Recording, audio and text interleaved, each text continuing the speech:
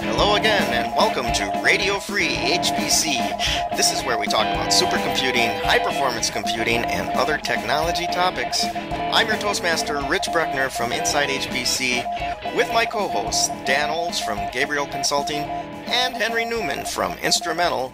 Now let's get to the show. Hey, it's Radio Free HPC, and we are all fresh back from SC12 in lovely Salt Lake City. We've got Rich here and Henry. Say hi, guys. Hey, Dan. Hey, Dan. Good trip, guys? Great trip. Great seeing both of you guys. And everybody else, all our old friends. Yeah, it's always good to see the old folks from all the old days with new badges. And some folks from the new days. I met some new folks there, and I know we were all busy doing our various things. We did see each other a few times, including one memorable dinner with Henry that Rich wasn't there for, but it's okay, Rich. Don't beat yourself up too bad about that. Especially since I bought Rich. Oh, you were buying? Yeah, and I missed that. So. That worked for me. Okay.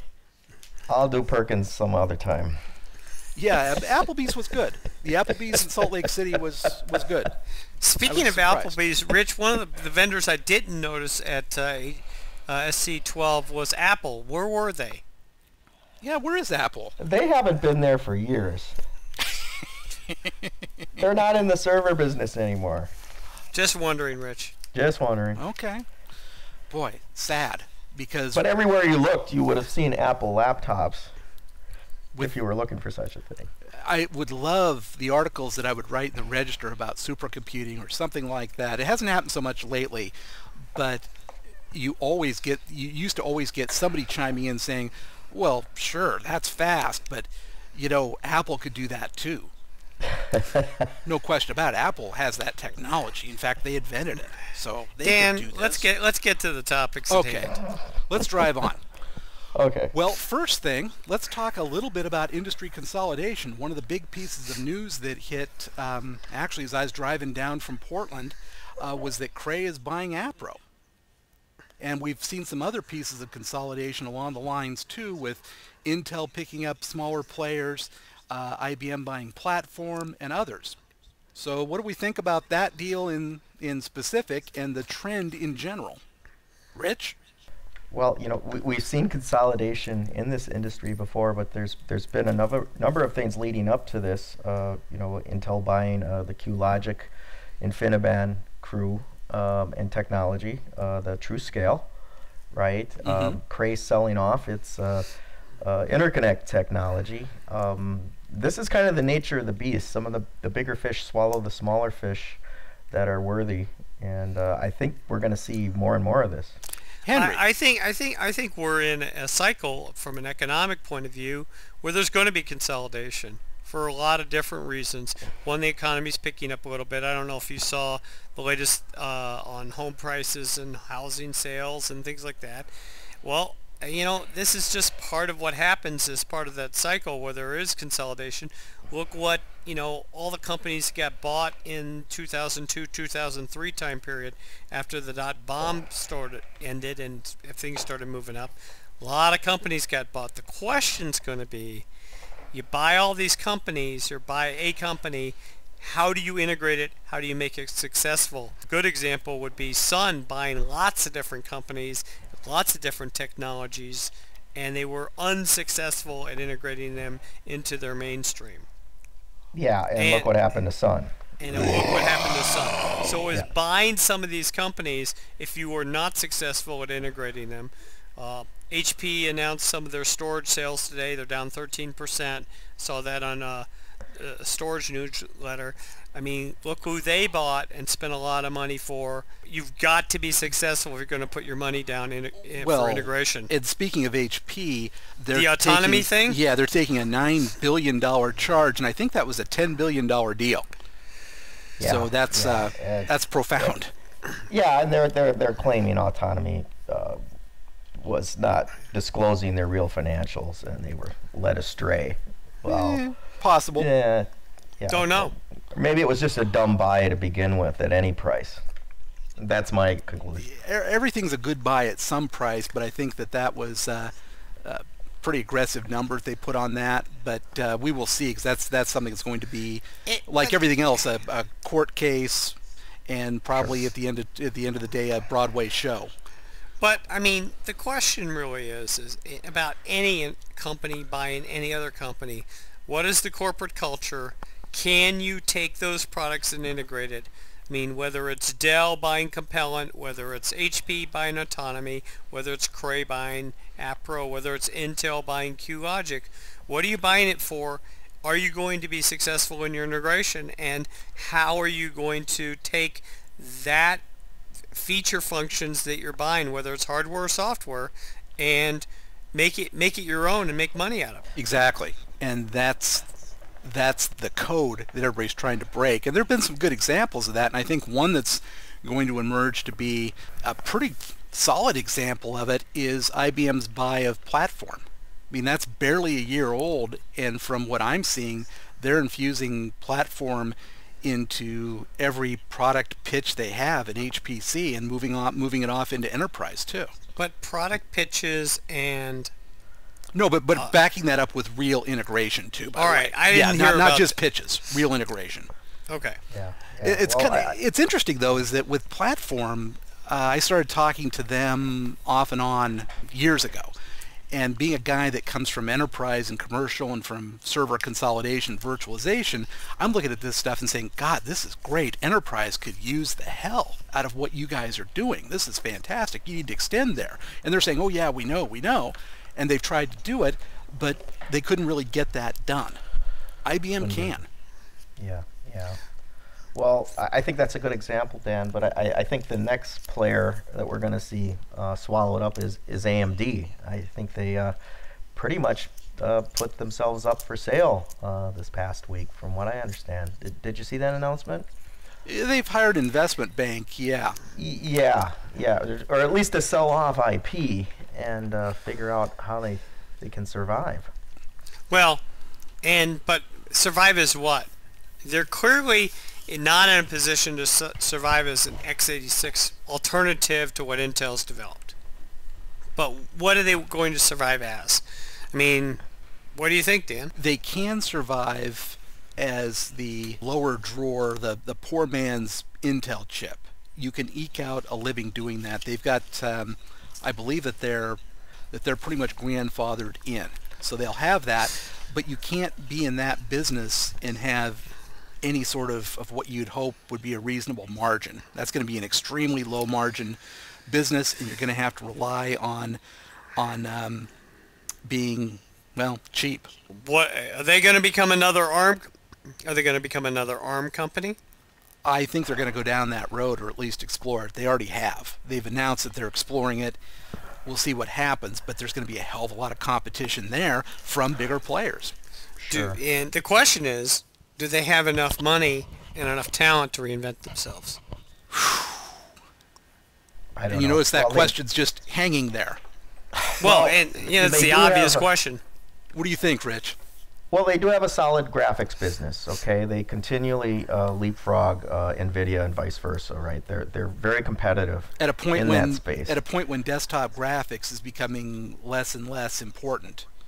Well, absolutely, and the PC market itself is shrinking, right? It's all going to tablets and such. So it's to be a leader in a shrinking market. And they don't have a back-end server play like NVIDIA's done with Kepler. Because well, they did announce some server graphics this past week, but those are I graphics think, for the server, not necessarily for. I mean, what NVIDIA is doing with Kepler is making it possible to virtualize the graphics card and to send all those pretty images out to all of the lightweight devices that are out there. And I think that's the key. Definitely, they're a challenge company. They've got, there's still a lot of Opteron out there. In fact, Cray is still selling the XK7 with Opteron. But I don't know what happens after that, right? The new Cascade came out, and it's only Intel at this point, but they say they will have an Opteron AMD offering eventually. The 16 core chips that they have, that's interesting, and I think there's some niches where that will be a player, but I'm not so sure that AMD has the marketing wherewithal to attack those niches and make them pay off. Yeah. I mean, it's kind of a company that lost their mojo after doing the dual core Opteron. Did they lose their mojo, or did they lose their mojo, or did Intel leapfrog them and they couldn't catch up? They woke Intel up, and Intel turned the super tanker around and came directly at them, and they weren't quick enough and nimble enough to stay ahead. I would say they had execution issues, Henry, after that, right? And exactly what Dan said.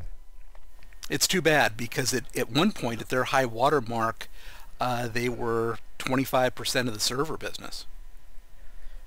Yeah, and frankly, we need them to keep that space healthy. Lack of competitors for Intel is not good for anyone but Intel. But would you argue that they're really a competitor today? Certainly. Except on price? Well, I'm not saying they're hurting them, but they're still there. They're still. I would argue they're not a competitor, and I would argue that the competition, there will be a lull in competitors, and the competition we will see in the future will come from the West. And a very large country over there will become the competitor to Intel. So you're talking about Australia, right? You're talking about Australia, obviously. China Inc. Oh, China. Oh, yeah, okay, that's another one. Sure.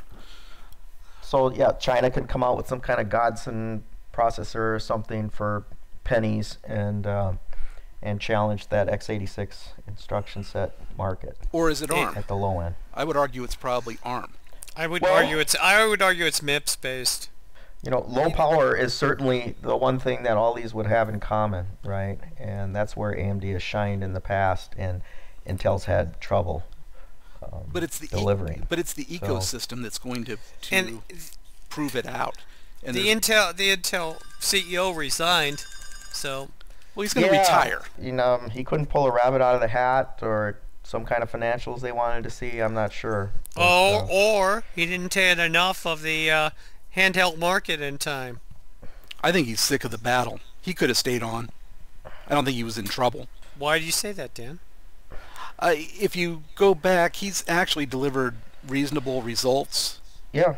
I mean, the Intel of today on the numbers is stronger than the Intel back then. He pushed the ball forward, but they're entering into a period like we've been discussing in this podcast and others, where the landscape is considerably more challenging, and I think he figures it's time to turn it over to somebody else.